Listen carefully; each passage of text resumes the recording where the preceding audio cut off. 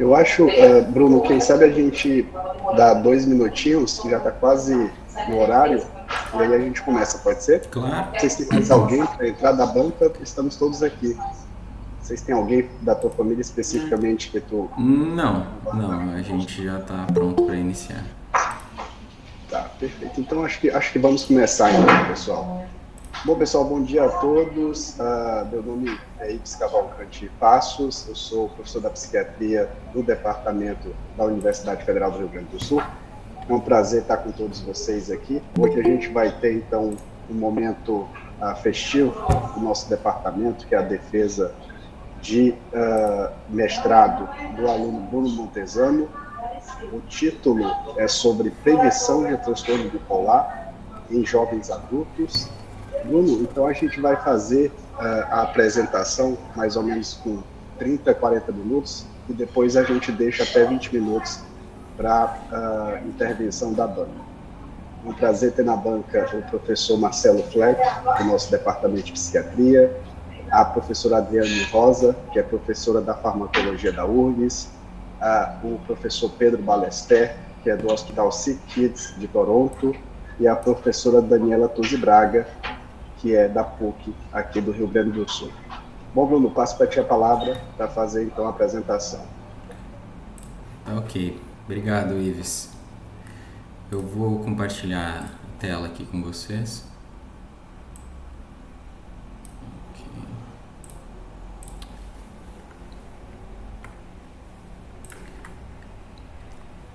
Ives, tu poderia dar um ok se a minha tela está sendo compartilhada? Está sendo compartilhada, Bruno. Tá Está vendo aqui. certo. Ok. Deixa eu só, Bruno, fazer uma pequena observação. A Karen entrou aqui e a Karen é co-orientadora do Bruno, é professora da Universidade da UCPEL de Pelotas. Obrigado. Ok, então eu vou iniciar a apresentação.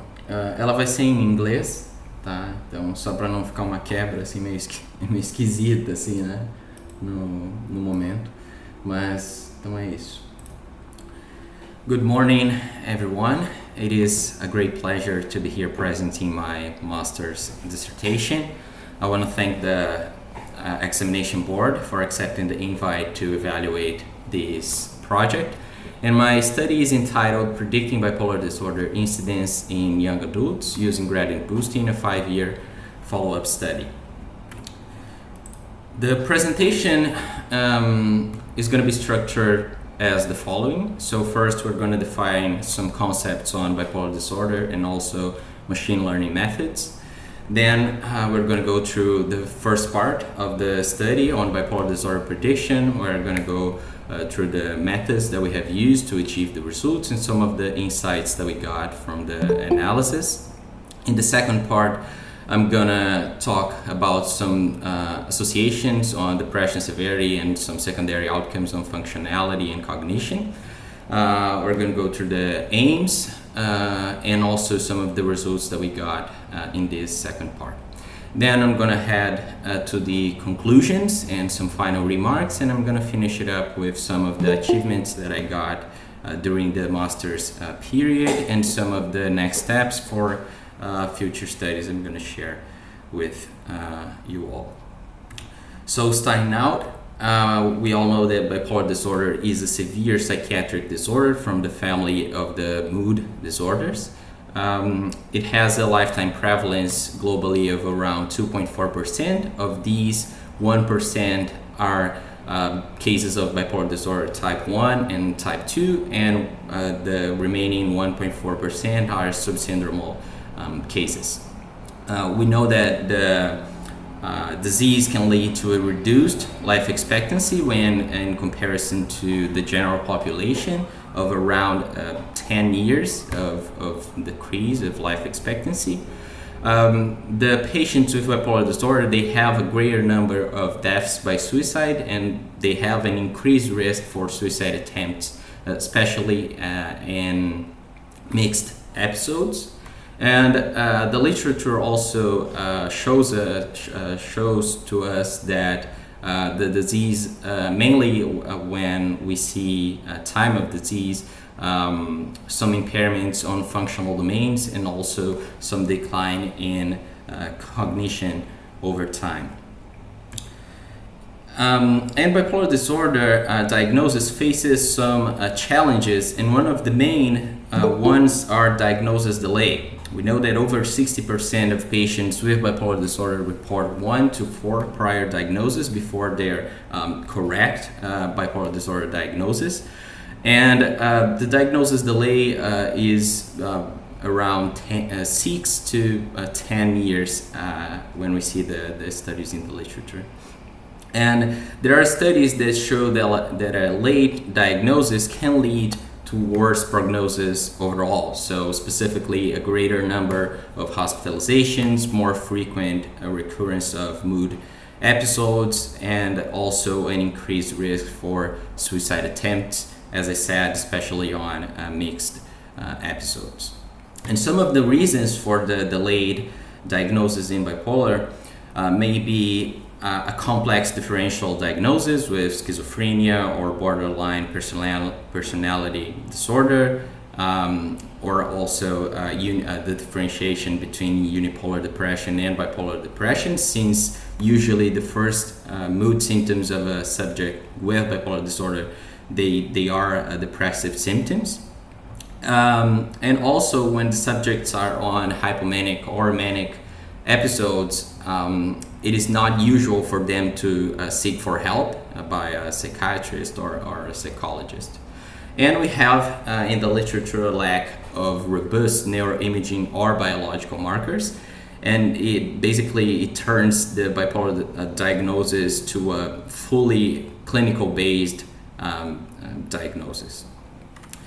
And given these barriers, I try to bring machine learning as a potential tool to circumvent some of these barriers. So machine learning is a subfield of a bigger field called artificial intelligence from computer science and engineering.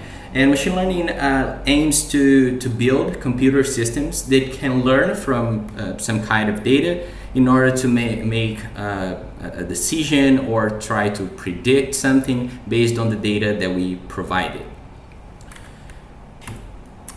And in machine learning, we have some applications that could be suited for bipolar disorder, and they are not limited to diagnosis. So here I brought 4 types of applications that we could think of. The first one would be bipolar disorder classification. It's when we are trying to predict the diagnosis on a originally healthy sample, for example, or trying to predict who is going to convert from unipolar depression to bipolar disorder later on. We have differential diagnosis. So as I said, when we are trying to differentiate bipolar from schizophrenia or borderline personality disorder, we have some studies also in that direction. Another application would be treatment response. We have a few studies in the literature exploring lithium response on bipolar disorder and trying to predict the response with machine learning methods. And also we have clustering methods. This is when we are trying to group the patients with bipolar disorder into subgroups based on a specific information. So we have some studies grouping subjects with bipolar based on cognitive domains. These first 3 applications would be more suited with the framework of supervised learning in machine learning, and the last one would be an unsupervised approach. And although there are previous studies with machine learning in bipolar, as I showed you some of the applications in the previous slide, they could be improved. They are not perfect, of course. So the first limitation would be a great focus on differential diagnosis. We have a lot of the studies and on focusing on trying to differentiate bipolar from other psychiatric diseases, and there are not much studies trying to predict bipolar from a sample of the general population, from originally healthy people, and see who is going to develop the disorder later on. Usually most of the studies use high cost or hard to collect data. So there are a lot of studies with neuroimaging data or biological data from blood samples, and it is not something that the clinician would be an easy access to. So this is another point to consider. Sample size, so we have even systematic reviews that show to us that those previous studies, they are usually done with clinical samples, and most of them have a small sample size. And also regarding follow-up periods, we have a lot of studies that are cross-sectional, and those that are longitudinal, they have short periods of follow-up. And all of these limitations, they can have an effect on translation of results. We could consider specifically generalizability and applicability. Generalizability would be when we're trying to generalize the results from the sample to a given population, and applicability is when we're trying to put into practice the insights that we got from the sample to a group of patients, for example. Okay, so given these points, the study aim was to develop a classification model using machine learning methods to predict bipolar disorder incident cases after 5 years in a community sample of Brazilian young adults through social demographic, clinical, and environmental data. So we thought with ourselves that it would be important for the features to be easily accessible by a clinician. So we pointed out the limitations as high cost or not accessible data, hard to collect data. So we thought that it should be different in this specific study. So going to the first part of the presentation, bipolar disorder prediction, our sample was consisted of young adults, Brazilian young adults from 18 to 24 years old at the baseline evaluation. They lived in Pelotas, Rio Grande do Sul. And the baseline evaluation took place from 2007 to 2009. And in an average of 5 years later, the subjects were reassessed from 2012 to 2014. The sampling was done through cluster sampling from 89 census tracts. And the data collection in the first evaluation was done to printed questionnaires, and in the second evaluation with tablets, and then the data were transferred to spreadsheets later on. Here is the sample flow chart. So 1,560 subjects were interviewed at the baseline assessment. Then 1,244 were reassessed. We had to remove 153 subjects with history of mania or hypomania at baseline because we're trying to predict the incident cases. So we ended up with a final sample of 1,091 subjects. Okay, so regarding the outcome of bipolar disorder onset 5 years later, we evaluated the diagnosis with the Mini International Neuropsychiatric Interview. It is a diagnostic interview based on the diagnostic criteria of DSM-4. The interviewers were trained, so there's that. And on the follow-up evaluation, the interviewers had a weekly meeting that they discussed the diagnosis. And in case of any doubt on the bipolar diagnosis or depression diagnosis, the subjects would be reassessed by a psychiatrist with expertise on mood disorders in order to confirm the diagnosis. And one limitation from the baseline evaluation is the lack of information on depression history, because we have only explored past depressive episode on subjects that presented a current depressive episode at baseline. That's why we have removed all of the subjects with a history of mania or hypomania at the baseline evaluation. Regarding the predictors that we have used for the modeling process, there were 190 features from social demographic questionnaire, items related to substance use from the ASSIST instrument, the MINI at baseline evaluated some other psychiatric disorders. We have some items from a sexual behavior questionnaire, items from the Beck Depression Inventory, hypomania checklist, some life events from the social readjustment rating scale, and some items from the Beck scale for suicide ideation. We have not included any total scores for the modeling, again, because we are trying to use variables that would be easily accessible in a clinical setting. So here is something that I think it is important for me to introduce, because it will make easier for us to understand the algorithm that we have used to build the predictive model. So here I brought an example of a decision tree that is trying to predict the risk of a subject, or classify the risk of a subject having diabetes. So we have two variables here, the age of the subject and also the glucose level when fasting. So the way the decision tree works is by trying to separate our sample based on binary questions. So here we, the first question on the root node, that's how we call in this decision tree, we are asking, is the age of this subject below or equal to 40? If not, then the probability of him having diabetes would be 10%. If yes, if he's older than 40 years old, then our decision tree or model asks for another question. Is the glucose level of this subject above 140? If not, probably he's low risk as well, so 20% probability. If yes, then probably this person has to take some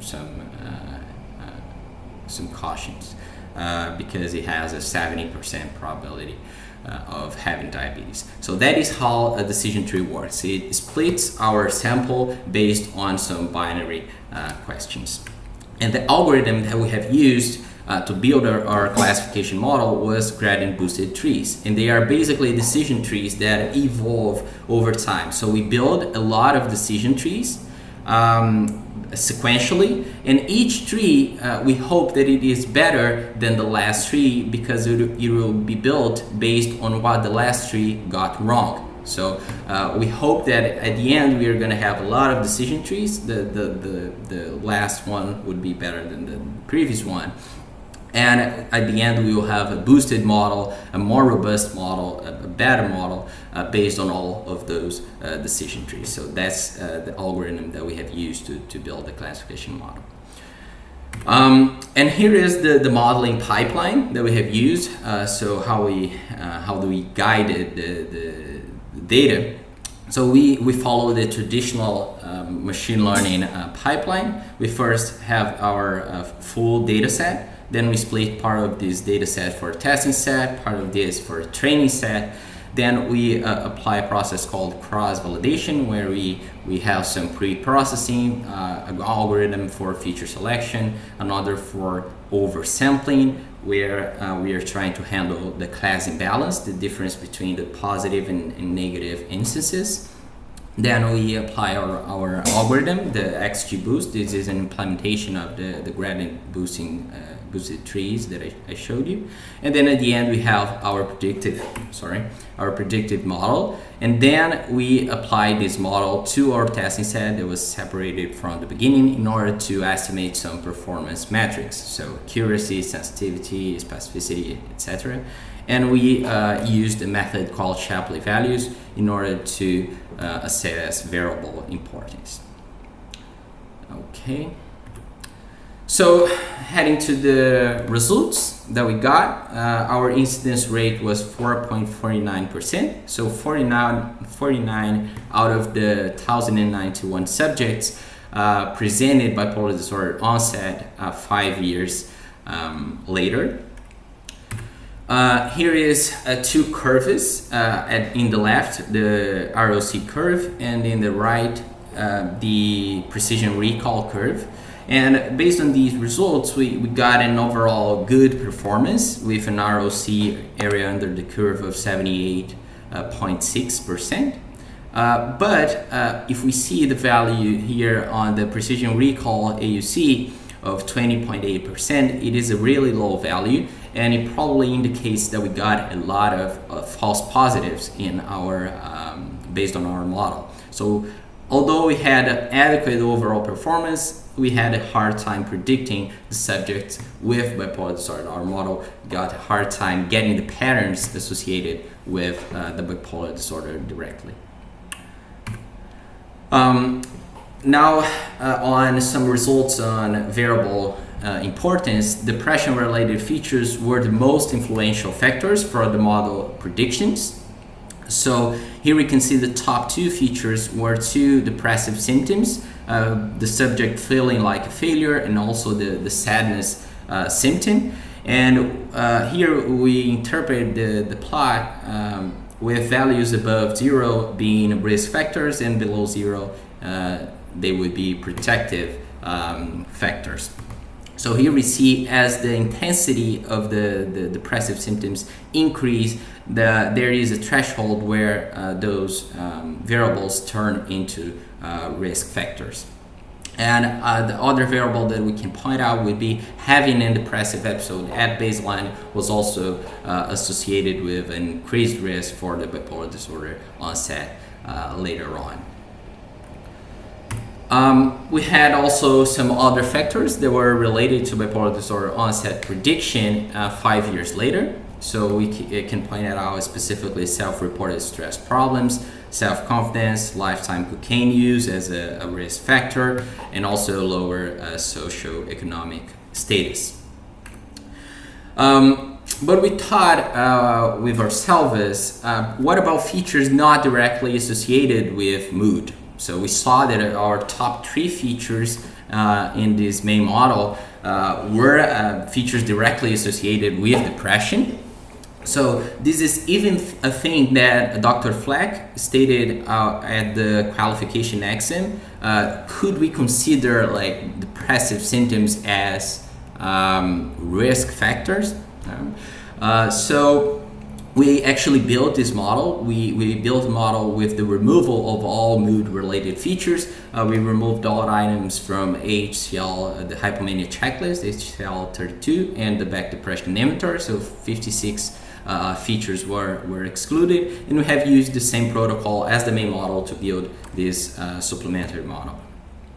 And what we found was interesting. So we got a significant decrease in the model performance, in the model predictive power, and it is expected since we removed, for example, the top 3 features from the previous model. We got an ROC-AUC of 0.64, but we got some interesting insights on the variable importance. So our top feature in this supplementary model was maternal mental health issues. We know from the literature that it may be an important variable to map in these patients at risk for bipolar onset. Self-reported stress problems remained as an important variable. Occupation last year, so probably subjects that were not studying or working in the year of the first evaluation were more at risk for the bipolar onset, suicide attempt in social circle, and also alcohol abuse or dependence. The sensitivity and specificity of the supplementary model was similar to the previous one. And these results, they are aligned with the understanding of bipolar disorder as a latent phenomenon. So here is a figure from a letter that we published in June on latent bipolar disorder. And we have some features that we found in our study that we showed and we stated in this framework specifically. So, for example, family history of mood disorders. We found maternal mental health issues as the most important variable in this supplementary model. Also, substance use related variables. We found alcohol abuse or dependence in the supplementary model, and also lifetime cocaine use in the first the main model. And also we have this data from previous studies that an early onset of depression in life may lead to increased risk for a conversion of bipolar disorder later on in life. So this is a framework in order to try to understand and highlight the importance of giving attention to factors from all of the developmental stages when we are trying to understand bipolar disorder fully. So this is something interesting to see. So wrapping up both models' performances, in yellow here we can see the specificity and negative predictive value. We got high values on that, probably because of the negative instances. But on the red here, sensitivity, recall, and positive predictive value, we got lower values, probably because our model had some difficult time getting the patterns associated with the bipolar disorder onset. And the class imbalance also affects this result, surely. And we got accuracy, good values of accuracy in both models, but probably this value is inflated because of the negative instances. So going to the second part on depression severity and some secondary outcomes. Here we got two aims. The first one was to assess the association of depression symptom severity with global functioning and cognitive performance in subjects without current mood episodes. And the second one was to visualize the relationship between age and depression onset and suicidality in subjects with history of depression. So I will jump at the methods section because of time constraints, but we can surely discuss it after the presentation. There's no problem. So I'm gonna jump right into the results. So we found that more depressed subjects were presented worse cognition and more functional impairment. Although it is an obvious result, it's nice to see there is a degree of linearity in this association. So maybe it would be interesting in future studies for us to understand if there is kind of a cutoff or a threshold or what is the shape, the real shape of these association of depression symptom severity and these functioning and cognition secondary outcomes. So this is what we found. We also found in a subgroup analysis that females and subjects with suicide risk presented a greater association, so a larger effect size between depression symptom severity and global functioning. We can see specifically here the females in the correlation coefficient, it almost doubles the correlation coefficient when compared to the males. And in the suicide risk subgroup, we can see that more than doubles the correlation coefficient. So maybe we have some kind of interaction that we would need to explore in future studies. And based on the second aim that I showed you, we also found that earlier depression onset may be an associated factor with suicidality. So what we did here, we got variable on age at depressive episode onset and suicide risk. Both of these variables were collected at the baseline evaluation. And what we found was that the subjects that presented suicide risk, they had in average 3 years younger depression onset when compared to the subjects without suicide risk. Sure, because of these variables were collected at the same time point, we can have a degree of memory bias in these results, but it's nice to see this trend because we have some data from previous studies that shows that an earlier onset of the mood symptoms, specifically the depressive symptoms, will lead to a worse prognosis with poorer outcomes. So it is, although it is an exploratory result, it is a nice trend to visualize. And so heading to the conclusions, based on the main findings of the study, we learned that flexible machine learning algorithms may be used to map risk markers for psychiatric diseases, specifically bipolar disorder in the case of this study. Depression subprofiles might be a promising avenue towards understanding bipolar disorder and also trying to better understand those secondary prognosis, those trajectories on functioning and cognition, because we know that patients with bipolar disorder have a great decline in these domains. And we identified some associated factors, mood related and also clinical features with the bipolar disorder onset. And although probably we cannot apply in real settings the risk calculator, for example, we have some good insights on some possible markers of the disease, and we can give some directions for future studies. Regarding some limitations of the study, the first that I point out would be rarity of the outcome. So surely it have an effect on how we can model our outcome, because we have so much less data on the subjects with bipolar disorder onset when compared to the subjects that did not develop bipolar disorder 5 years later. So this is always a challenge, the class imbalance. We have a limited follow-up period, so surely can be subjects that did not develop bipolar disorder 5 years later in our study, but will develop later on in life, and we cannot track it, so it is another limitation. Our results have an exploratory approach, so we cannot give some applications for now, but we got some directions on how to proceed. And we have a lack of additional explainability methods. So in this area of machine learning, this field of machine learning, there are always new methods of explainability coming up, and we cannot use them all. So we have not used some other methods in these specific study, some of them because of a lack of time, and some of them because we did not have the knowledge for that. So this is another limitation that we could point out.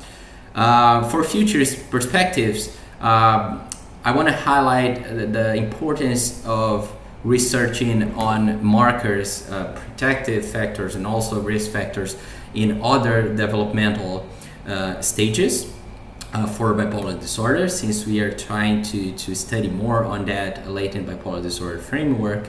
Also research on at-risk populations. Maybe we will have a better time trying to handle the class imbalance, because if we are going to evaluate a sample size with only depressive subjects with depression, for example, probably we would have a greater incidence rate than, for example, in a sample of general population as this study. And multimodal approaches, when we are trying to aggregate data from different sources, may be an alternative to build more complex or more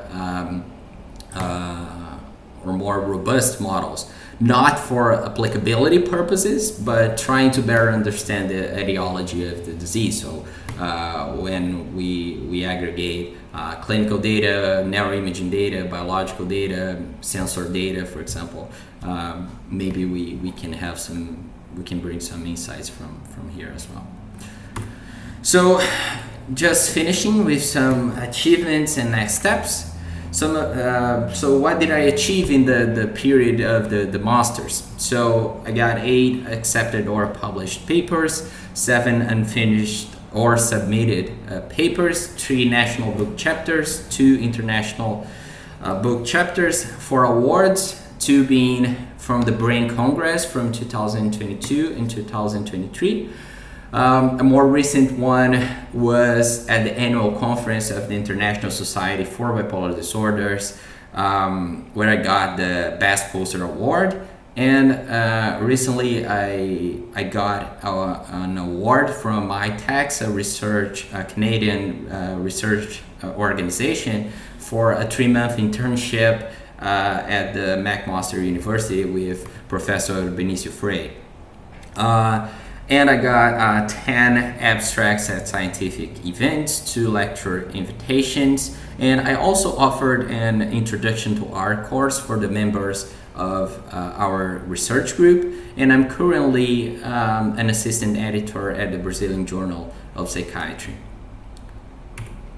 So some of the research ideas that I want to share that maybe I'll work on the PhD or future studies would be focusing on mapping risk profiles of major depressive disorder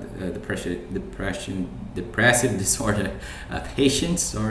Trying to validate latent bipolar trajectory empirically. We have some studies starting out on that direction. Engage in collaborations in order to work with multimodal data. So usually our research lab only works with data with one source of data. For example, there are a lot of research labs that only work with neuroimaging or only work with clinical data. So we have to engage in collaborations if we want to build those multimodal models in the future.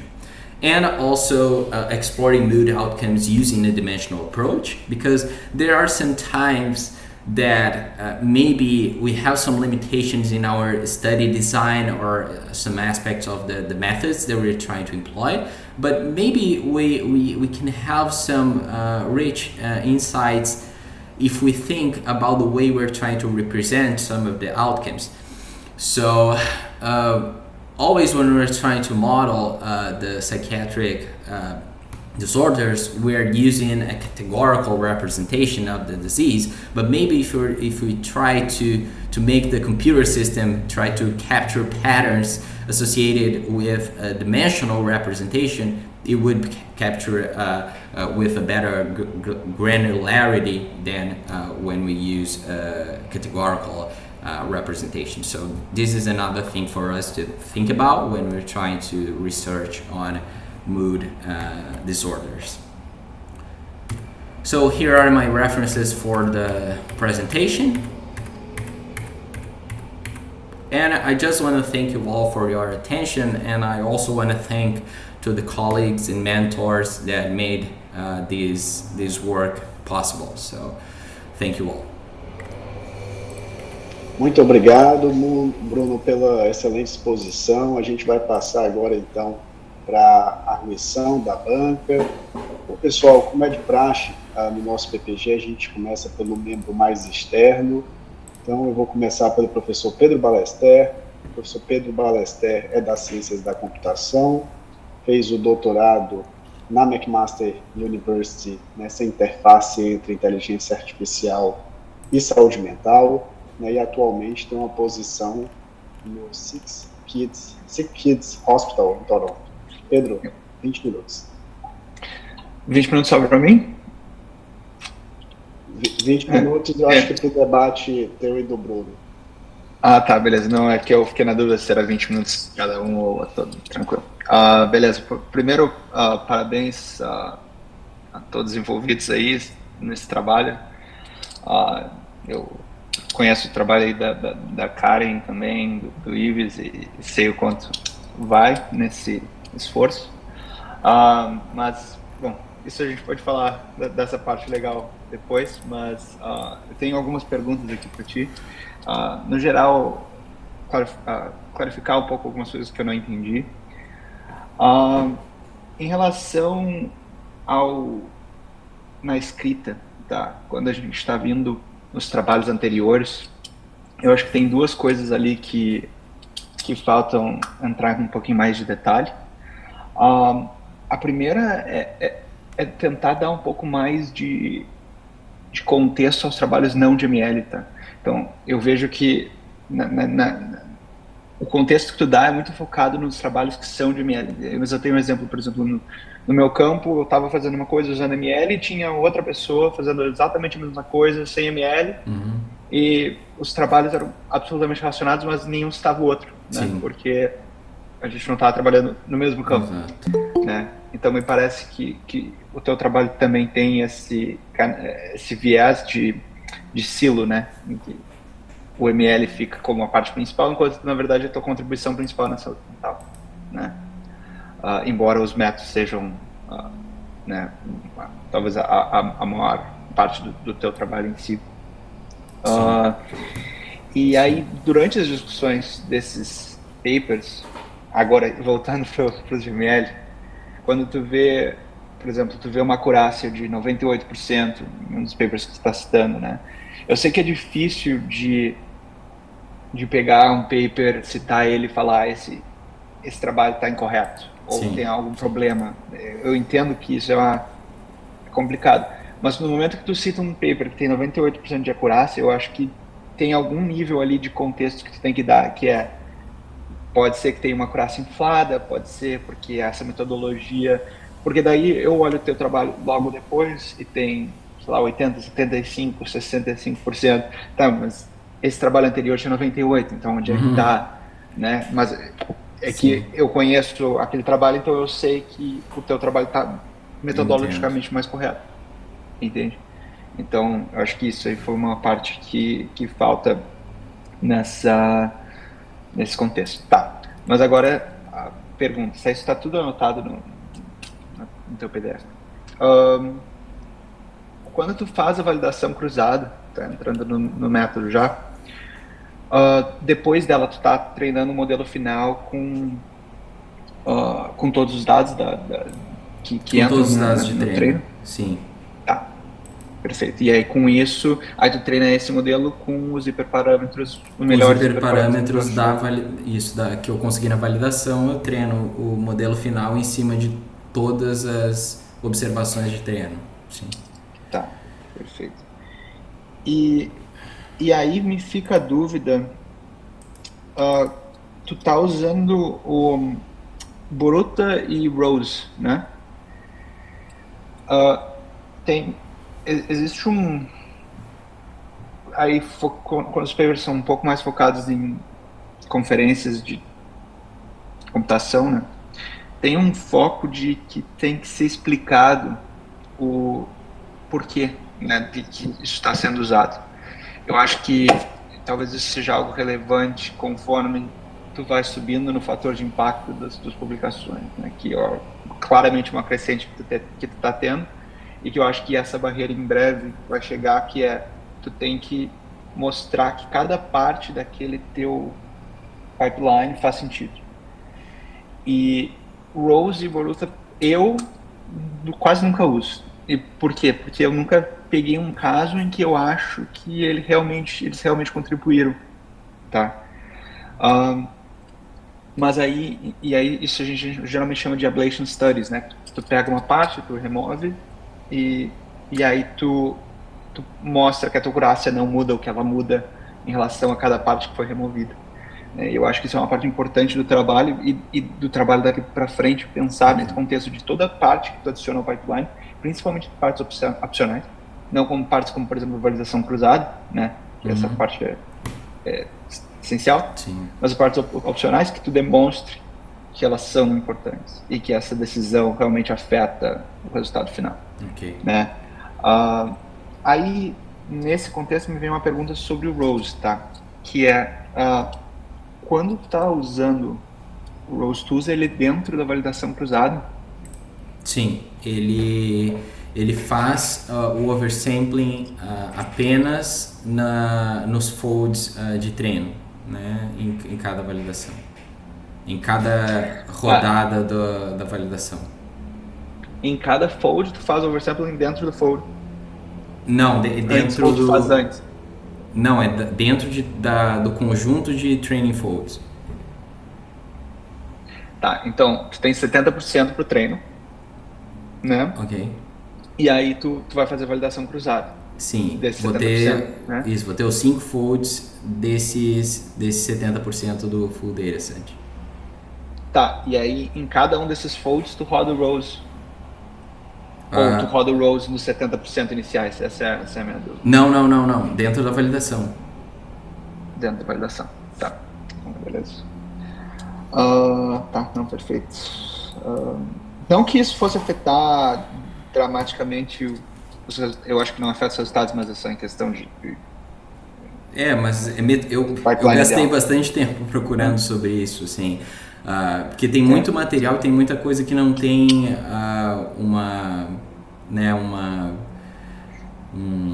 um acordo, assim, né, sobre, então eu procurei bastante, assim, tipo, o que é melhor e oversampling é melhor, assim, que seja dentro do processo de validação, então foi a forma como eu construí, assim, isso. né, mas... Isso. Não, com certeza. Acho que aí, mesmo que quando não se tem uma exatidão de qual é a forma que tem que ser realizado, tu sempre erra pelo lado de que o treino tem que ser independente do teste, independente se esse treino é um fold ou se esse treino é o treino final, né? Então acho que está correto. Aí, então a gente pode falar também dos resultados, né? Então, eu vi que, principalmente no texto, aí depois no paper ali, que quando tu pega o paper completo durante a tua apresentação, tu também mostra a Precision Recall Curve, né, que ela é importante, mas no paper, na discussão dos resultados, tu foca mais na sensibilidade, né, que faz parte, né, acho que mas um valor que é legal ser discutido sempre é o Positive Predictive Value, né, ele é o principal problema de todos os papers de ML, e talvez todos os trabalhos, todos os campos que envolvam diagnóstico automático ou qualquer outra coisa de prognóstico, né? Porque ele é sempre baixo. Ele é sempre baixo, principalmente para eventos raros, né? É inevitavelmente baixo. Se tu quer ter uma sensibilidade alta, a não ser que o teu teste seja perfeito, o teu PPV vai ser baixo, né? Então, 0.2 de PPV não é necessariamente baixo comparado com outros trabalhos, tá? Já vi trabalhos com 0.05, tá? Então, porque se o desfecho é muito raro e é muito difícil de prever, o PPV é muito baixo. Né? Daí tem um paper que eu e o Ives, a gente bateu boca com o autor do paper uma vez. Eu li isso. Exatamente. Que discute exatamente esse problema. E embora eu tenha... não concordo 100% com a forma com que o paper é feito, que é o paper da JAMA, né? Não sei se eu não me lembro da citação exata agora. Tem um ponto muito importante ali, que é como é que tu faz para determinar se um modelo é clinicamente útil, baseado no PPV. Porque se o teu PPV é muito baixo, talvez isso não seja útil numa amostra populacional, mas talvez seja útil numa amostra de maior risco, onde a raridade do desfecho não é tão alta, né? Então, acho que tem toda essa parte dessa discussão que talvez seja relevante de tu olhar e tentar incluir no teu texto de alguma forma, porque quando tu joga um resultado 0.2 de PPV, isso não me diz muita coisa, né? O que me diz é, como é que isso se traduz na realidade? Tem um livro que se chama O Andar do Bêbado, e uma das coisas que ele fala, principalmente nas ciências da saúde, que é o foco em sensibilidade e especificidade e a má interpretação do PPV. Isso é muito comum, então eu acho que é importante no teu trabalho que tu coloque no contexto correto, que é o PPV se traduz na prática dessa forma aqui, e quando tu for colocar na clínica, esses são os problemas que acontecem numa sample populacional versus uma sample onde a raridade é mais alta, e esse é o efeito prático do meu trabalho, né? Porque existem testes que são até hoje com PPV muito baixo que estão disponíveis e são a melhor coisa que a gente tem, então a gente usa, né? Anyway, daí o teu segundo trabalho, a segunda parte do trabalho, ela cai um pouco de paraquedas ali no texto, tá? Tu tá lendo assim, e aí agora tem uma outra página que a gente remove as variáveis de humor, e aí muda o método de explicação das variáveis, muda, tá? Eu queria entender de ti, por exemplo, tá, por que eles são diferentes, né? Porque eu acho que tu comentou em breve, mas discute um pouco mais, e também por que tu acha que usar o SHAP era melhor naquele contexto? Quais as vantagens e por que tu usaria outros métodos que não aquele método mais simples de explicação de variável? Ok. Obrigado, Pedro, pelas colocações. Sobre essa questão do segundo, daquele nosso modelo suplementar cair meio de paraquedas assim no trabalho, veio um pouco por reflexões que nós fizemos, né, mas também muito por sugestão do professor Fleck na qualificação, que ele pontuou muito aquela discussão que eu falei, assim, né, de será que a gente poderia considerar, né, por exemplo, um episódio depressivo ou sintomas depressivos como possíveis fatores de risco, né? Não seria uma interpretação meio errada, né, do resultado? E claro, eu acho que a gente tem que ter muito cuidado assim, em fazer interpretações desse tipo. Então, por conta disso que surgiu a ideia a solução que veio assim à nossa cabeça foi essa de criar um modelo. Então, vamos deixar quieto essas questões, né? Porque como a gente não pode, então, considerar isso como fatores, né, de risco, por exemplo, vamos tentar mapear quais variáveis não diretamente associadas a sintoma que poderiam ser utilizados no modelo. Daí a ideia foi criar um modelo utilizando a mesma metodologia ali do pipeline do primeiro modelo, com variáveis, removendo todas as variáveis que tivessem uma associação direta com humor. Aí a questão dos métodos, por que ele é diferente também, claro, a forma como a gente apresenta as próprias importância de variáveis, né, é diferente ali do primeiro modelo, é justamente por conta de ser foi assim, o que a gente pensou foi, é um modelo suplementar, e a gente quer dar uma importância simplesmente na interpretação das variáveis, né? Então, tanto que tu pode ver que o foco propriamente na performance desse segundo modelo não é o que é mais destacado, né, propriamente nos resultados e tudo mais. Talvez isso até seja uma limitação que a gente deva incluir em material suplementar e tudo mais. Então, por isso que tem essa diferença, assim, como que a gente apresentou também os dados. E a questão tu perguntou também da escolha do SHAP, né?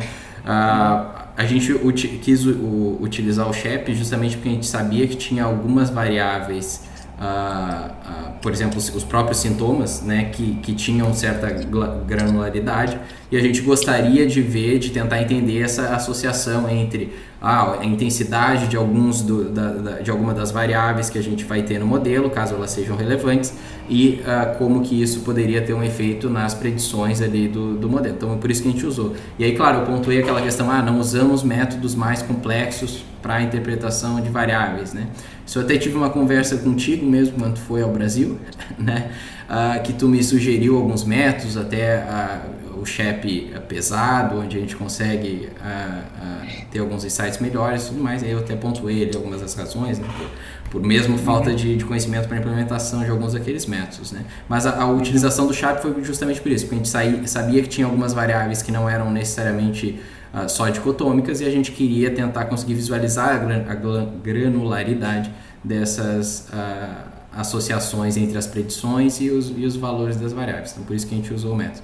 Não sei se eu furei alguma pergunta que tu fez, assim, mas eu tentei abordar tudo, assim, qual foi o nosso processo de raciocínio, assim, né, para tomar as decisões que a gente tomou. Mas eu entendo mesmo, porque a gente teve essa dificuldade, assim, na inclusão desse modelo suplementar, justamente porque tem também a questão quando a gente vai escrever um paper, tem a própria questão da limitação de espaço mesmo, de tamanho, de quantidade de palavras, etc. Então, talvez até seja de repensar mesmo, depois das discussões que a gente vai ter agora, assim, se existem resultados, então, que talvez não coubessem tão bem dentro do paper, ou tivessem que ser discutidos ou incluídos, apresentados de outra forma.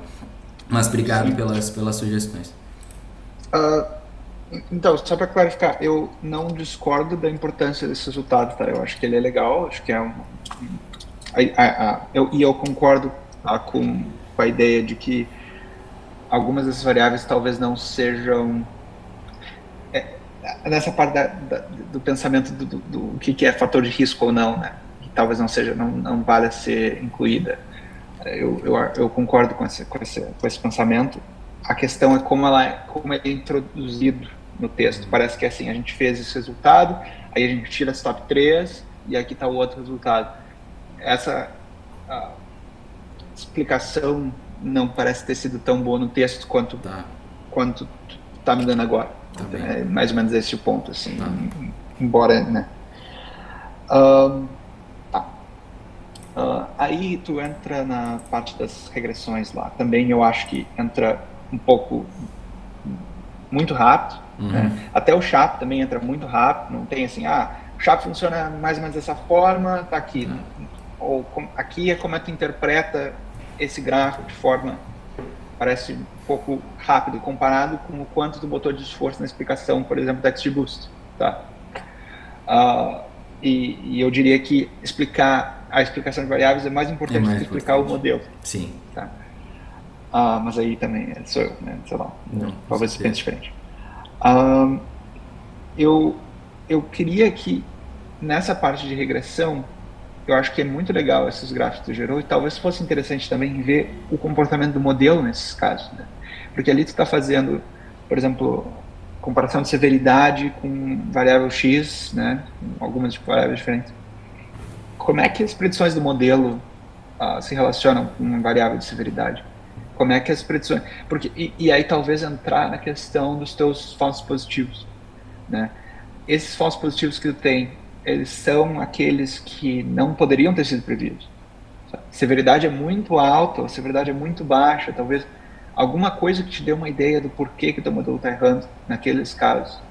Né? Usando esse tipo de gráfico, comparando os grupos dos falsos positivos com os true positives, né? E eu acho que talvez aí te dá um pouco mais de insight, tá? Nosso PPV é baixo, esses são os casos que eu detecto, e esses são os casos que eu não detecto. E esse é um ponto crucial também, eu acho que a gente falha em resolver, que como é que tu analisa os problemas do teu modelo, né? E analisar essa questão da predição relacionando com variáveis de severidade, tanto no baseline quanto no post, né? Eu acho que talvez seja um dos canais, né, para isso. Mas eu estou excedendo no tempo, eu acho que eu vou parar por aqui. Eu queria te parabenizar de novo pelo teu trabalho, totalmente acima do que eu espero para o mestrado, muito bom, e teus achievements mostram isso também, né? Então, estou aí para discutir qualquer coisa do trabalho em si, qualquer improvement que tu queira fazer, discutir métodos, estou sempre aí, e parabéns de novo, e vou dar espaço para o resto do pessoal falar um pouco. Muito obrigado, professor Pedro Balesté, pelas contribuições, sem dúvidas vai ajudar bastante o nosso trabalho. Depois, Pedro, a gente vai querer o PDF com as anotações. Eu tenho saudade do tempo que estava aqui no Brasil, a gente ficava discutindo as metodologias dos primeiros manuscritos, digamos assim, de inteligência artificial no campo da saúde. Eu vou passar a palavra, então, para a professora Adriane Rosa. 20 minutos, professora Adriane. Obrigado, Ives. Obrigado, Bruno, pelo convite. É um prazer estar aqui com vocês. E eu diria que eu estou aqui mais aprendendo, né, com o Bruno e agora com a fala do professor Pedro, nessa área de machine learning que é tão interessante, mas que não, de fato não é uma área assim do meu domínio. Então eu vou fazer algumas curiosidades que eu fiquei quando eu li o teu trabalho e na tua apresentação. Uma delas, eu entendo que o modelo trouxe as variáveis principais ali de predição, né? Mas pensando assim na literatura, tem algumas variáveis, por exemplo, assim, tipo trauma, tipo reserva cognitiva. Não sei se vocês tinham essas variáveis nesse estudo de Pelotas e elas não apareceram. E se elas não apareceram, né, qual seria uma possível explicação? Ou vocês não tinham nada desse tipo de variável, assim, tá? Uma boa pergunta, de fato, professora. Obrigado. Eu que agradeço ter aceitado o convite para avaliar o trabalho. Sobre essa questão das variáveis, isso acho que a primeira coisa que eu acho que a gente tem que ter em mente quando a gente vê as variáveis desse modelo é a gente lembrar do intervalo da avaliação de baseline e da avaliação do follow-up, né, que tem um intervalo de 5 anos. Então, na verdade, a gente está usando medidas que foram coletadas 5 anos antes para tentar prever o desfecho nesses 5 anos depois, né? Então, eu acho que só considerando isso, a gente já tem que... a gente já entende um pouco que talvez se a gente fizesse uma avaliação no intervalo de 10 anos, por exemplo, dos 18 até os 30, talvez as variáveis dos 18 até os 28, por exemplo, né? Talvez as variáveis fossem ser diferentes, né? As variáveis ali mais influentes para as predições do modelo. Então, acho que isso é uma coisa que a gente tem que levar em conta. Você comentou da questão do trauma, tá? A gente não incluiu a questão do trauma diretamente, porque apesar de a gente ter medidas que foram coletadas no follow-up da CTQ, que essa é uma medida bastante usada para avaliar trauma infantil, a gente não encontrou nenhum ponto de corte assim robusto, né, para essas medidas. Então, por isso não foi incluído nesse sentido. Um dos motivos, talvez, que não tenha aparecido, algumas dessas variáveis são importantes na literatura, mas a gente não encontrou no trabalho, eu diria que seria por conta de que as variáveis mais proximais tivessem um efeito maior, né, dentro desse contexto, né, de intervalo de 5 anos e adultos jovens, do que talvez outras variáveis mais distais, apesar de que no nosso modelo suplementar, né, os problemas de saúde mental maternos foram a top feature ali, do modelo.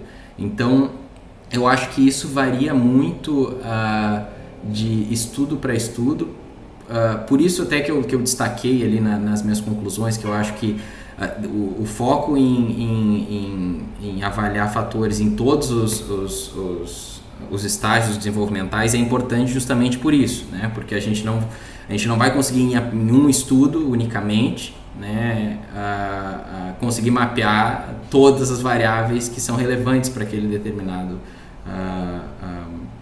transtorno. E eu acho que talvez até existam métodos mais adequados para a gente avaliar essa questão diretamente de fatores de risco do que muitas vezes metodologias de aprendizado de máquina, né? Então, talvez até as medidas agregadas que a gente consegue com análises mais tradicionais sejam mais adequadas para a gente mapear esses outros fatores. Então, eu acho que tem aí essas questões, assim, mas claro, tem vezes, tem alguns resultados sempre que a gente por vezes não consegue discutir, porque são coisas inéditas que acabam aparecendo, né, no nosso estudo e tudo mais, mas eu acho que talvez alguns dos pontos assim possam ser explicados por essas coisas que eu tentei pontuar. Tá bem. Porque pensando, se eu lembro bem aqui, quando tu trouxe esse modelo latente, né, da tua publicação no Lancet, ali acho que vem alguma coisa de alteração de sono, sintomas de ansiedade, sim, né? Sim. Só que a gente entende que esses sintomas eles viriam mais cedo na vida, né? Então seria algo que talvez o nosso modelo não fosse capaz de captar. Então, por conta disso, né, que essas seriam características que viriam mais à tona na infância e adolescência. Então, eu acho que talvez isso fosse ser mais interessante justamente de se explorar nesses dados, né, de cortes de nascimento e tudo mais, e talvez nem com uma metodologia de aprendizagem de máquina, mas sim com medidas agregadas mesmo. Talvez a gente tenha até um valor maior para se extrair, né, desse tipo de dado. Porque, assim, fazendo um paralelo com o que eu tenho estudado mais agora, essa parte de ômicas, eu me deparo sempre com essa questão da replicabilidade, né? Parece que cada estudo detecta uma proteína, um gene diferente, não existe uma conversa entre os autores. Qual é a tua sensação em relação a isso, usando as ferramentas de machine learning? Também funciona um pouco assim, ou a gente já tem algo mais... Eu acho que... tem, assim, dos estudos que eu vi, tem muito estudo heterogêneo. Essas áreas, talvez com esses dados mais caros que eu falei, menos acessíveis, por exemplo, neuroimagem, eu acho que por vezes, por existir métodos mais rígidos muitas vezes, ou metodologias de processamento daqueles dados mais rígida, né? Por vezes tu tem artigos que você consegue fazer uma determinada comparação, né? Você tem algo mais comparável, assim. Então, estudos de neuroimagem, você vai tentar diferenciar esquizofrenia, transtorno bipolar, por exemplo, né? Mas eu acho que com dados clínicos, tudo isso fica mais acentuado, assim, né? Essa questão da heterogeneidade. Porque a gente tem muitos instrumentos psicométricos para avaliar os construtos. Então, por exemplo, severidade de sintomas. A gente tem vários instrumentos que conseguem avaliar isso, tanto na depressão quanto na mania ou hipomania. E a forma como a gente pergunta também, muitas vezes, pode ter alguma influência nesse sentido. Então, assim, do que eu vi de estudos de dados clínicos, a gente tem uma grande heterogeneidade tanto nas metodologias específicas aos estudos de machine learning, quanto aos dados mesmo, né? Porque eu acho que a questão de metodologia dos algoritmos, por exemplo, nem seria talvez a parte mais preocupante, assim, mas eu acho que essa heterogeneidade dos dados mesmo é o que tem um efeito maior para a gente ter resultados tão diferentes entre si, performances tão diferentes, etc. Né? Tá bem. E Bruno, uma última pergunta, assim, claro, tu focou aqui vamos chamar assim, né, da conversão do que seria o diagnóstico lá, pós 5 anos de transtorno bipolar. Mas imagino que nessa amostra de vocês tenham tido também, vocês têm também o grupo depressão maior e talvez vocês tenham outros grupos também, né? Com sim, tem comorbidades. Não sei se vocês, claro, isso não era o foco do trabalho, mas se vocês tiveram a curiosidade de avaliar se, por exemplo, essas variáveis, esse modelo que tu trouxe aqui, ele seria específico, ele conseguiria discriminar, né, o bipolar dos outros possíveis transtornos que vocês têm na amostra? Infelizmente não fizemos nada nesse sentido. Eu acho que seria algo muito interessante porque esses dados são muito ricos, assim, a gente tem a avaliação nessa coorte de muitos outros transtornos psiquiátricos e talvez, de fato, se a gente fizesse alguma análise de subgrupo, a gente poderia encontrar talvez que o início de transtorno bipolar, né, comórbido ou algum outro transtorno tivesse fatores então diferentes, né, por exemplo, entre as várias comorbidades. Então, acho que é uma ótima pergunta de pesquisa, assim, que a gente poderia explorar em futuros estudos, mas infelizmente nesse trabalho a gente acabou não trabalhando nesse sentido.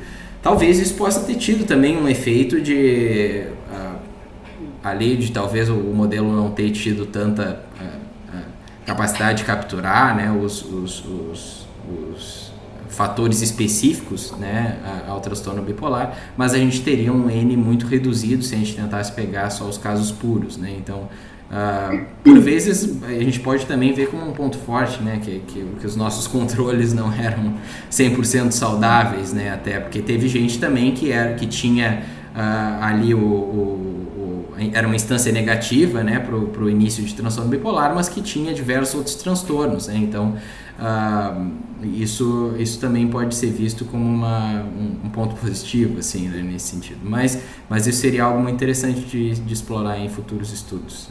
Uma ótima ideia, professora. Obrigado. Muito bem. Então, assim, só queria te parabenizar. Eu acho que tu tem uma trajetória belíssima, né? Não só pelo trabalho concreto que tu trouxe aqui hoje na tua apresentação, mas realmente pela tua trajetória de contribuição, de outros artigos, colaborações com outros grupos. Então, sem dúvida, o Bruno é um aluno muito diferenciado, então aqui só para seguir encorajando ele que ele continue, né? Acho que ele tem, assim, muito talento, como disse a Karen, e muito perfil para essa área de pesquisa e talvez até a docência. Então, parabéns, Bruno, parabéns, Ives e Karen, pelo excelente trabalho. Muito obrigado, professora Adriane Rosa. Adriane, até no comentário que tu fizeste, se eu não me engano, agora realmente é que faz um tempo já, depois que foi coletada essa amostra, a gente tinha iniciado um trabalho ela chamava-se Clara Coelho, ela é uma aluna do Lars Kessing, e a ideia era tentar separar depressão unipolar de depressão bipolar. Agora realmente eu não tenho certeza se era nessa amostra, mas eu me lembro daquela escala Bryan, de ter muitas variáveis relacionadas ao ciclo sono-vigília, ela conseguia uma separação assim nos jovens, assim, ajudava bastante na separação. Eu tenho que resgatar esse material. Acabou que foi aquele manuscrito que a gente começou a produzir, e aí tinha vários autores, virou uma coisa, ficou meio complicado politicamente encaminhar o manuscrito, e a gente acabou parando ele.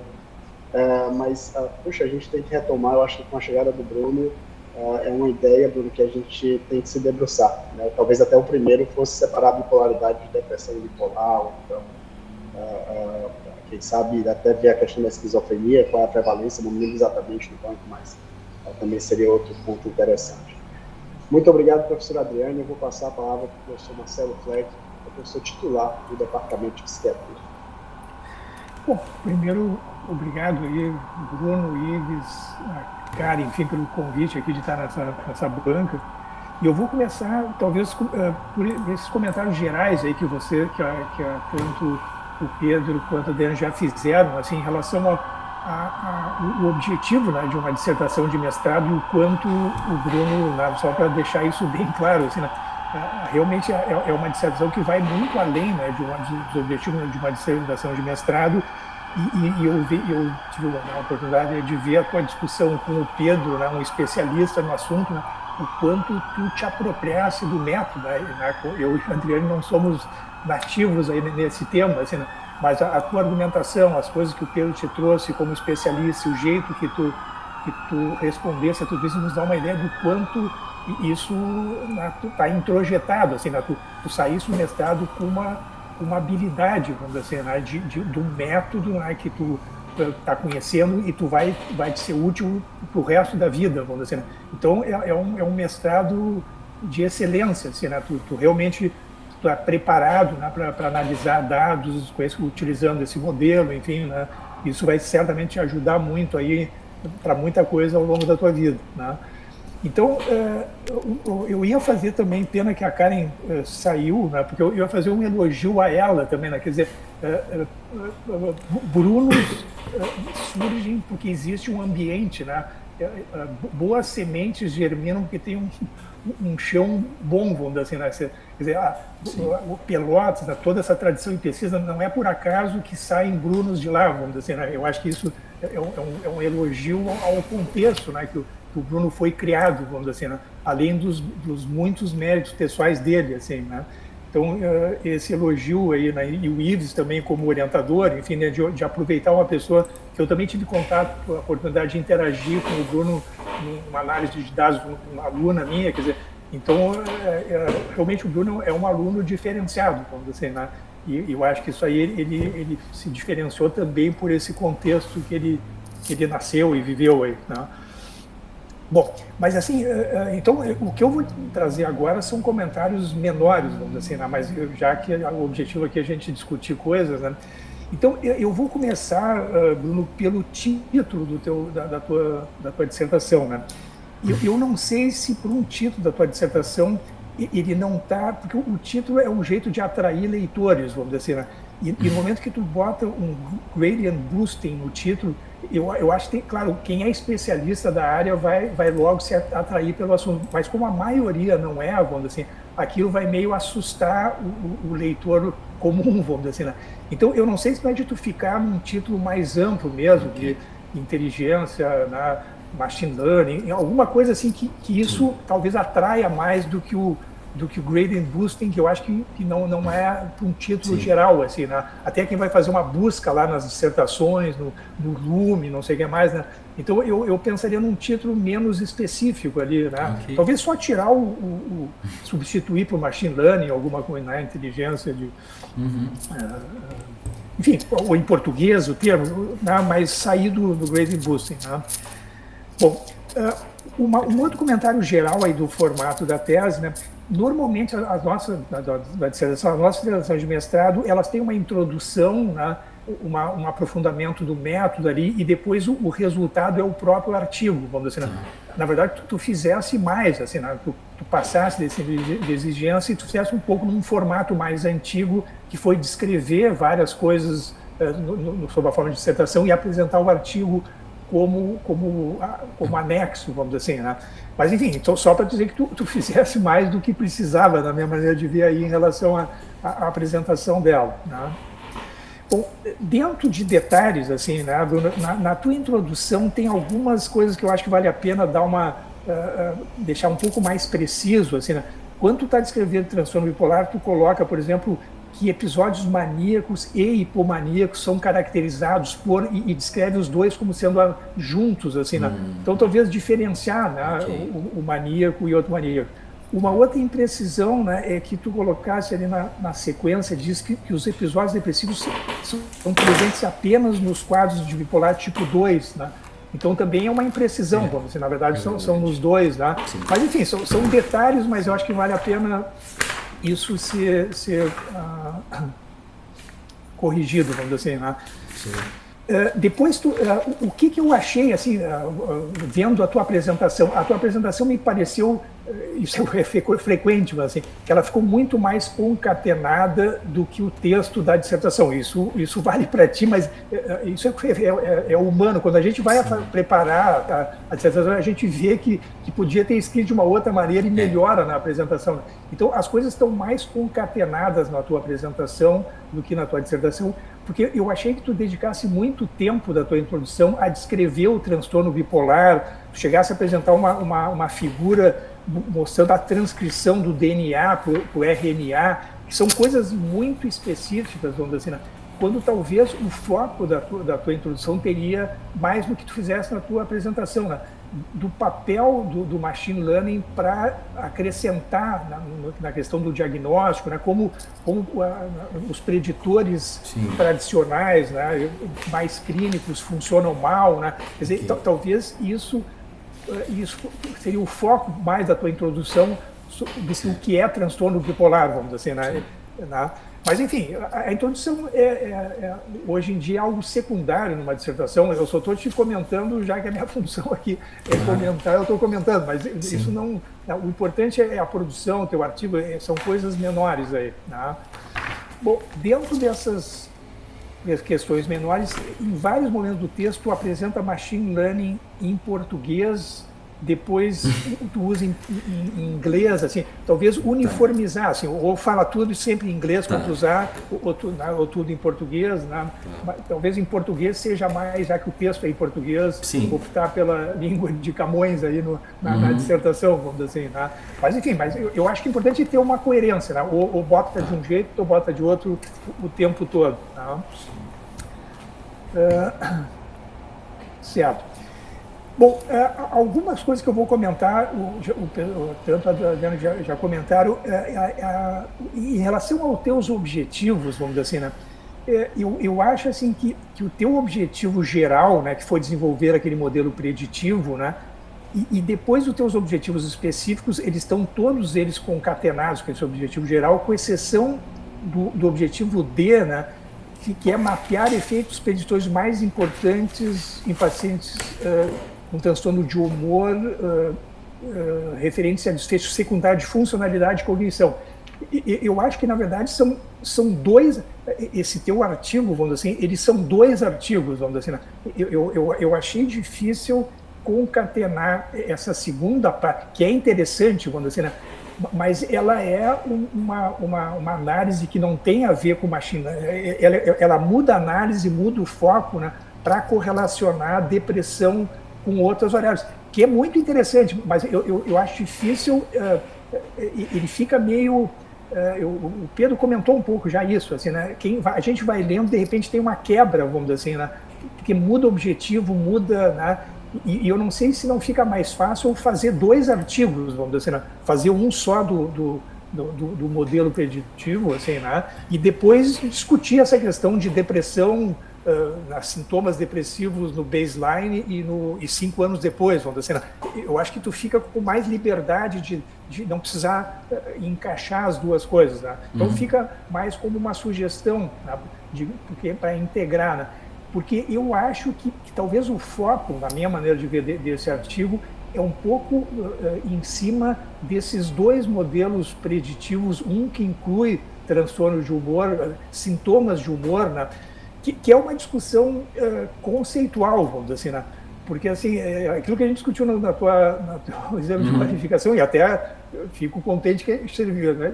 Te fez pensar no assunto, né? Foi um comentário que não foi inútil, assim, porque eu não tenho uma resposta muito definitiva assim para isso, né? Sim. Mas me parece, e talvez com os comentários do Pedro, talvez me ajudou a sugerir, né?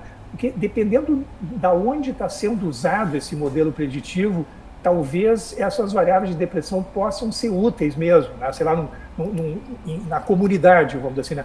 Agora, se tu passar esse modelo para um ambiente clínico, vamos dizer assim, dizer para um psiquiatra, né, que um fator preditor de transtorno bipolar é a pessoa ter depressão, por exemplo, o cara vai dizer assim, cara, mas isso aí tá lá no DSM, o cara tem que ter depressão e mania para ser bipolar. Então, não, isso aí não, assim, por um especialista num ambiente X, vamos dizer assim, isso vai soar muito estranho, vamos dizer assim. Mas se tu tá lá tentando rastrear pessoas, né, então, opa, esse cara tá deprimido, será que não é um bipolar? Então, isso talvez possa ter, né, talvez isso possa, na tua discussão aí de como incluir modelos, né, diferentes, talvez juntar com aonde esses modelos vão ser aplicados, vamos dizer assim, né?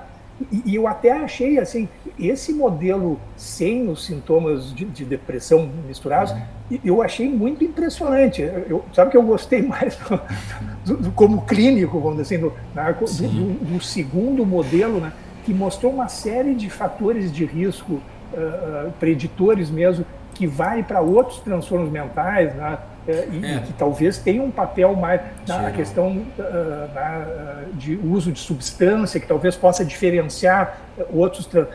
Eu acho que ele dá margem para pensar que ele possa ser útil, né? E aí, uma coisa que eu tinha pensado foi a sugestão, depois que a Adriane trouxe, que se não era de ver, comparar modelos, vamos dizer assim, esse modelo que botou depressão e mais tudo isso no bipolar, será que no de depressão não seria esses sintomas e outras variáveis, vamos dizer assim, no que diferenciariam os dois modelos? Poderia ser uma continuação aí da ideia, assim, tá? Bom, agora eu vou voltar um pouco para coisas de forma, né? Eu acho que valeria a pena tu incluir, assim, para o leitor, vamos dizer assim, eu acho que seria interessante a gente saber todas as variáveis que entraram no modelo, vamos dizer, de uma maneira mais explícita, assim, de repente botar uma tabela, assim, né? Porque no texto tu chegaste a botar algumas coisas, mas eles ficam um pouco misturados, assim, né? Eu acho que mereceria uma tabela, assim, tu dividisse em dados sociodemográficos, dados sobre o uso de substância, dados clínicos. No artigo está mais definido isso, na tua dissertação, eu acho que mereceria uma tabela, assim, né? Para a gente olhar para aquilo e ter uma ideia de tudo que entrou, assim, no modelo. Eu acho que ajudaria, né? Certo.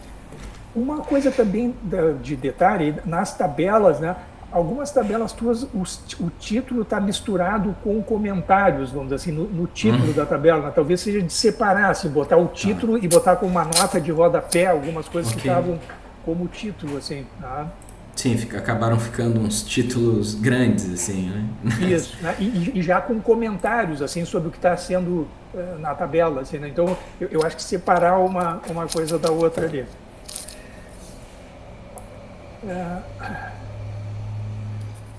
Olha, assim, são comentários gerais aí, muitos deles de forma, né, Pedro? E talvez a minha sugestão, assim, mais, né, seria em relação ao artigo, né, talvez de dividir, né, e focar, né, mas tu já submeteste, vamos ver o que talvez o revisor seja menos chato do que eu, mas de repente pode ser uma ideia, vamos dizer assim, né, de propor esse artigo como, né, mais separado e mais focado nos modelos, né?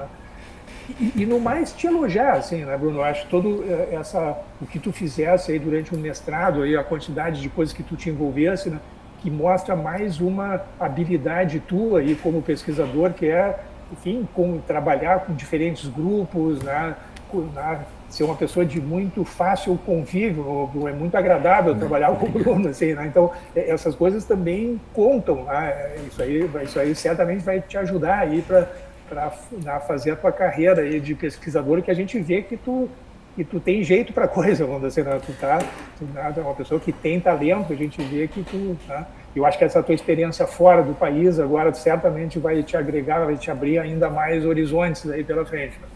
Então, parabéns aí, Bruno, parabéns, Ives, parabéns para a Karen que não está aqui, mas ela também merece os parabéns aí.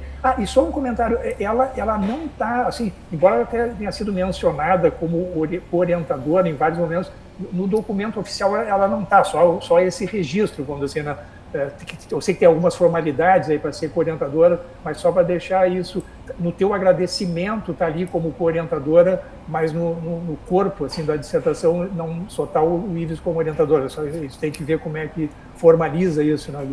Sem dúvida. Obrigado, professor Fleck. Essa questão que tu pontuou sobre a divisão, né, dos resultados, que talvez seja até questão de dividir essa segunda parte, né, do estudo num paper separado. Isso foi algo, inclusive, que o Ives, meu orientador, pontuou para mim, né, mas acabou que eu acabei não levando isso para frente, um pouco por teimosia mesmo minha, mas então acho que vamos ver assim o retorno da revista, assim, né, o que a gente vai ter, e aí em caso, né, de rejeição, ou se isso acabar sendo um fator limitante ali para o trabalho, eu vou repensar para as próximas submissões de talvez dividir esse trabalho assim em papers separados ou alguma coisa do tipo, assim. Então eu assumo a responsabilidade por essa formatação, assim, do estudo nesse sentido, tá? Muito obrigado, professor Marcelo Fleck, pelas contribuições e pelas considerações. Vou aproveitar o gancho também para agradecer novamente a Karen. A Karen participou da formação do Bruno durante toda a graduação e início na pesquisa científica, né? O Bruno está apresentando um trabalho, os resultados de um trabalho que ele participou também do processo de construção desse banco de dados, né? E da coleta, digamos assim, desse banco de dados. E não só o Bruno, né? A Chiara está aqui presente também, filha de Pelotas também, né? O que mostra, digamos assim, um polo de formação. A professora Daniela Braga está como suplente da banca. Dani, eu de repente, até por questão do tempo, eu vou te dar, também para poder também um pouco te prestigiar e te ouvir, não sei se poderia fazer em 5 minutos algumas considerações para a gente depois ir para a avaliação do banco. Claro, não, 3 minutos eu consigo aqui. Primeiro, eu concordo plenamente aí com o professor Pedro, o professor Marcelo, a Adriane, né? O trabalho do Bruno, ele vai muito além de um trabalho de mestrado, então eu queria parabenizar, me sinto honrada de estar aqui com vocês também e poder aprender aí com o trabalho do Bruno. Eu vou fazer só uma pergunta aqui, que eu tenho esse viés super clínico, né? Então eu fiquei inquieta com a questão assim, tipo, o que eu vou fazer com os resultados como psicoterapeuta com o que a gente encontrou nos achados do estudo do Bruno. E o que eu fiquei me perguntando, eu não sei se vocês fizeram, não tem nada a ver com o estudo, né? Provavelmente não fizeram esse tipo de análise, mas assim, os fatores protetores dessa amostra, né? Então, por exemplo, que eu vejo muito no consultório, nessa faixa etária, os pacientes abusam de álcool, né? Usam substâncias. Então, agora, o que não, aqueles pacientes que não desenvolveram o transtorno bipolar ou outros transtornos psiquiátricos, o que protegeu esses pacientes? Acho que é para a gente trabalhar com a questão assim, de proteção verdadeira, a gente tem que olhar para os dois lados, né? Então, a única coisa que eu fiquei pensando é isso. Não sei se vocês fizeram esse tipo de questionamento, e se não, eu sugeriria que a gente pudesse pensar em estudos futuros e daqui a pouco até colocar numa discussão esse tipo de pensamento, né? Que eu fiquei inquieta. Só isso. O resto, assim, está sensacional, Bruno. Obrigado pelas palavras, tá, IP? E sobre essa questão que tu perguntou, sobre a questão de aplicabilidade clínica, eu até citei, acho que mais de uma vez ali na apresentação, né? O nosso estudo, uma das limitações é que ele tem um caráter mais exploratório, né? Eu penso que o primeiro passo assim, que a gente deu para tentar buscar algo com uma cara mais clínica, né, foi justamente a gente tentar fugir um pouco de variáveis que pudessem ser de difícil acesso, para um clínico, né, e avaliar aquelas que dentro de um contexto de consultório, por exemplo, fosse tranquilo de um clínico perguntar para o paciente ou conseguir acesso àquela informação. Então, acho que a gente ter dado atenção para isso já mostra talvez um pouco de atenção que a gente tenha dado de, não vamos fazer algo, né, que depois vai ser inviável de uma possível implementação caso a gente tivesse um modelo top, assim, né? Sobre essa questão de fatores protetivos, eu acho que também uma coisa que auxilia, né, nesse tipo de interpretação é o próprio método que a gente usou de interpretação de importância de variáveis, que foi o SHAP, ali que eu mostrei para vocês, porque a gente consegue ver a influência que uma determinada variável teve nas predições do nosso modelo, dependendo do valor dela. Então a gente consegue ver ali o quanto uma determinada variável, por exemplo, o uso de cocaína, por exemplo, teve aumentando a probabilidade de risco daqueles sujeitos a ter, né, o início de transtorno bipolar, como a gente consegue também ver o quanto aquelas determinadas predições podem ter diminuído, né, a sua probabilidade baseada no valor daquela variável, né, no valor negativo daquela variável, por exemplo. Então, a gente empregar esse tipo de método é também algo que pode nos ajudar a interpretar o quanto aquela variável tem um efeito nas predições, tanto para as pessoas que foram positivas, né, para o nosso desfecho, quanto foram negativas, mas com certeza, assim, eu acho que existe até nos últimos anos, assim, uma tendência de talvez a gente explorar mais estudos que foquem especialmente nos fatores protetivos. Infelizmente, a gente não fez nenhum modelo, por exemplo, específico apenas com variáveis potencialmente protetivas, etc. Mas eu acho que, claro, tudo que a gente usou nesse trabalho pode ser usado para tentar desenhar posteriormente estudos de fatores de proteção em si, né? Então, agradeço as sugestões. Assim, eu acho que a gente teve alguns primeiros passos, engatinhamos um pouco nesse sentido, assim, de tentar criar algo com um caráter mais clínico, porque essa é uma das principais limitações quando a gente cria esse tipo de modelo, mas eu acho que a gente ainda tem bastante coisa para a gente explorar, assim, em futuros estudos. Então, eu agradeço as sugestões e as palavras novamente. Obrigado. Então é isso aí mesmo, eu só a única sugestão, né? Então, porque a gente sempre, por exemplo, quando os pacientes vêm para o consultório nessa faixa etária, o que eu sempre busco fazer? Porque é difícil tirar eles da questão, assim, tipo, de sair de noite, né, dormir tarde, beber. Sim. Então eu sempre invisto muito nessa questão, assim, de que tempo protege. de sono, prática de atividade física, essas coisas que estão, né, tipo, em alta, Sim. que é as práticas de gratidão, mindfulness, muito dentro dessa linha da psicologia positiva também. Sim. Então, de daqui a pouco a gente poder olhar para essas variáveis, assim, né, para ver se elas protegem ou não o desenvolvimento, apesar da exposição ao risco. Sim. Então, seria isso. Mas parabéns, Bruno, foi sensacional tudo. Aí a tua defesa foi brilhante, não tem nada o que falar. Assim, a tua apresentação, como o Marcelo trouxe, assim, ela, de fato, ela está perfeita, impecável aí, e que daqui a pouco, agora, nesses ajustes, tu pode, inclusive, trabalhar, assim, com as coisas, com a forma como tu trouxe, né? Sempre é assim que acaba funcionando mesmo. Né? Depois, quando a gente vai apresentar para alguém, a coisa sai muito melhor do que a nossa primeira redação aí. Mas parabéns, tá? E pro Ives também, né?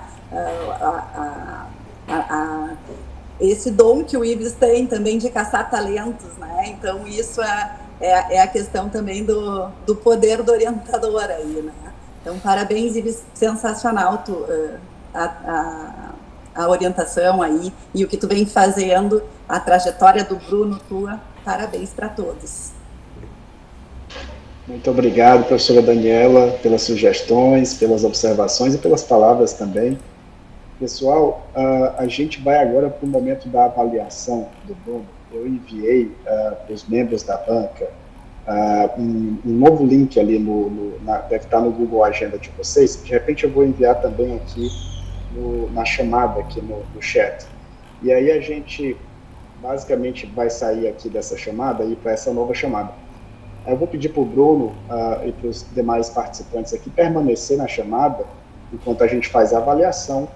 Em geral é um momento breve e a gente retorna depois para fazer o encerramento da banca. Eu mandei ali no chat o link, tá certo? Então nos encontramos, eu me encontro com a banca nesse novo link. Até Até já, pessoal.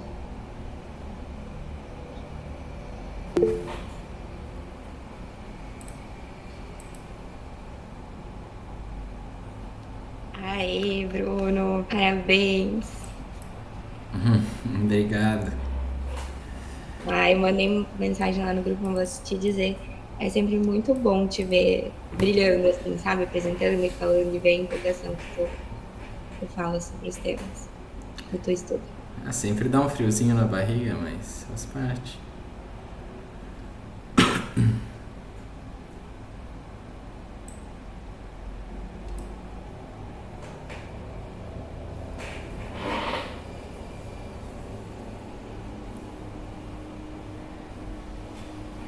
Bruno, assisti a apresentação também.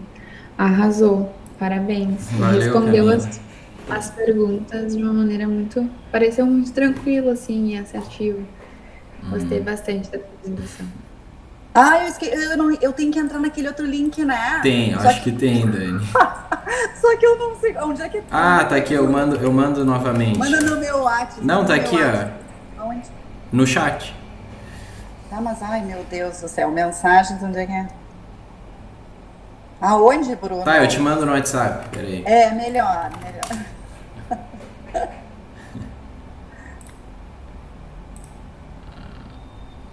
Nós retornamos, então, a Branca, então, avaliou o trabalho do Bruno, a apresentação hoje da dissertação dele, e é com muito orgulho, Bruno, que eu te digo que a Branca foi unânime no teu conceito, um conceito A, em todos os subitens, né? Te parabenizando não só pelo trabalho que tu expôs hoje, mas pela tua produtividade acadêmica durante esse curto espaço que é o mestrado, né? Eu fico pensando que tu não vai produzir para o doutorado. No mestrado foram tantos trabalhos e tantas colaborações e premiações que, olha, sorte a minha também de te poder mentorar nessa trajetória. Quando a gente mentora um aluno como tu, Bruno, é muito prazeroso, assim, é muito prazeroso. Bom, pessoal, eu vou dizer, às vezes eu gosto de falar um pouco sobre as qualidades do aluno, mas eu queria falar uma situação específica que eu vivenciei que o Bruno não sabe, né? Quando a Karen me falou, olha, você tem um aluno aqui para te encaminhar, para fazer pós-graduação contigo. É o Bruno. E aí a gente marcou uma primeira reunião, eu me lembro que a Chiara já estava trabalhando comigo e o Bruno participou da reunião, e ele queria aprender sobre análises multivariadas e análise com inteligência artificial, e aí ele fez um modelo de inteligência artificial.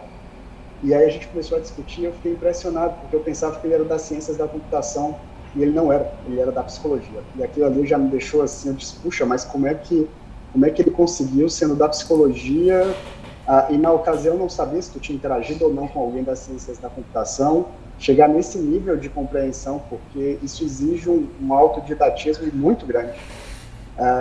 E fiquei impressionado. E aí, tempos depois, fez alguma interação com o Pedro Balester, e aí eu conversei com o Pedro Balester, e o Pedro Balester me sinalizou assim, Ives, esse teu aluno, ele é muito bom, né? E eu disse, puxa, Pedro, eu fiquei com a mesma impressão, é impressionante. E aí teve o congresso agora, pessoal, há 2 meses, o congresso da Associação Mundial de Bipolaridade. E, bom, já sabia que o Bruno era muito bom também, por estar convivendo com ele, né? E aí a gente estava montando a programação do congresso, e eu coloquei uma mesa lá sobre inteligência artificial no congresso e chamei o Bruno para palestrar. E eu fiquei todo tempo me questionando, puxa, mas será que eu não estou dando um teste tão complicado para alguém que está no mestrado? E geralmente quem apresenta nessas mesas, que são as principais do evento, não era a apresentação de pôster, de trabalho oral, era a grade principal do congresso, né? Geralmente são professores ou alunos do pós-doutorado. E ele fez uma apresentação brilhante, né? E tu não sabe, Bruno, quando teve o jantar, assim, depois da associação, a gente foi jantar, o Benício Frei, que é um professor que trabalha com transtorno bipolar, a McMaster, sentou do meu lado e disse assim, Ives, eu fiquei impressionado com a apresentação do Bruno. A minha primeira apresentação que eu fiz no ISPD, eu já era professor e tremia como se fosse vara de bambu. E eu disse assim, Benício, eu também, quando eu apresentei pela primeira vez aqui, eu já era professor e tremia feito vara de bambu. E o Bruno apresentou ali durante o mestrado e discutiu ali com os principais experts do campo, e teve também, conquistou o prêmio do Congresso, de melhor pôster do Congresso também, com o trabalho que ele tinha elaborado. Então, olha, Bruno, se tu conseguiu isso como um aluno de mestrado, eu fico, digamos assim, com uma alta expectativa para o teu doutorado. Parabéns, Bruno, pela aprovação, parabéns queria mais uma vez agradecer aos membros da banca por reservarem um tempo para estar aqui e avaliar o trabalho do Bruno. Queria parabenizar também os familiares do Bruno pelo filho, né? E ele, além de ser muito inteligente, é uma pessoa que consegue interagir super bem, assim, o professor Marcelo estava falando do ambiente, a gente tem um ambiente aqui, mas se a pessoa não tem as habilidades para se, digamos assim, para se beneficiar desse ambiente, ele não prospera, né? Então, tem muitas características tuas, Bruna, que te levaram a esse momento, né? Acho que é seguir essa trajetória que tu estás caminhando super bem. Bom, Bruno, vou passar uma palavra para ti, depois eu vou convidar, Bruno, não sei se tu consegue tirar uma foto aí do teu computador, que eu estou aqui no smartphone, sim. dificuldade de acessar meu computador hoje, se tu puder tirar uma foto, de repente, para registro da tua dissertação. Consigo, sim. Eu só queria falar brevemente, assim, se a gente está quase no nosso tempo, eu queria fazer alguns agradecimentos, em especial aí a minha família, né, primeiramente, a Camila, que é a minha namorada, sempre me dá muito suporte. Queria agradecer novamente à banca por todas as sugestões e os elogios também, as palavras, né, todos os colegas também que vieram prestigiar e que também sempre dão suporte nas colaborações e que fazem aí todas as conquistas assim serem possíveis, né, porque a gente não trabalha sozinho nunca. E queria agradecer ao Ives também diretamente, porque o Ives é um ótimo orientador, assim, e o papel dele, na verdade, né, em cima de todo o suporte que ele dá, vai muito além, né, do papel que necessitaria, né, para um orientador dar. Ele dá um suporte, né, não só, né, na parte acadêmica, mas também na parte profissional, pessoal, né. Então é um cara incrível, assim, que eu tive muita sorte de ter encontrado, assim, dentro da pós-graduação. Então, só queria agradecer, assim, nada disso teria sido possível sem o Ives, sem minha família, sem o suporte de todas as pessoas aí. Então, quero só agradecer a todos, assim, todo mundo que tá aqui, assim, a presença é muito importante, é sempre legal ver que tem o pessoal prestigiando e tudo mais. Então, só agradecer, assim, fico muito feliz, assim, que todos vocês tenham feito parte aí desse processo, né, e dessa etapa da trajetória que foi a conclusão do mestrado. Então, só quero agradecer a todos, assim, que eu sou imensamente grato, assim, por todos que deram um pouco do seu tempo, assim, para estar prestigiando, ou estar avaliando, ou estar fazendo parte desse momento. Obrigado.